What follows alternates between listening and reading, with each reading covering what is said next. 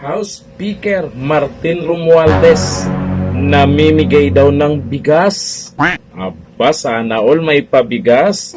At syempre, itong si Atty. Roque ay nagtataka na kasama ba sa trabaho ni Martin Romualdez yan, yung pamimigay ng bigas na di umano ang ginamit po dyan ay galing sa pera ng taong bayan. At yung bigas may nakalagay daw na MR. Anong ibig sabihin nun? MR? Nako, ano kayang meron dyan? Ba't may paganyan? May pa-MR? Totoo kaya yung plano sa 2025? Or sa 2028? Nako, panoorin po natin ang pahayag ni Atty. Roque. Ano ka bang tatakbuhan ni Speaker? Ang balita ko parang siya na ngayon ang tatakbo ng senador dahil nung minsan hindi rin siya gaya ko naging tagumpay, no? Nung kanyang unang takbo para maging senador, no? Pero kung siya ay naghahanda sa 2028, mukhang it will make sense na tatakbo siya para senador ngayon na makita niya kung gano'ng kalakas ang kanyang pangalan. Pero hindi ko lang alam kung yung kanyang bigas na merong MR ay dahilan para siya ay mahalal dahil alam naman ng taong bayan, di naman galing sa bulsa niya yan eh. Yan ay galing sa mamamayang Pilipino.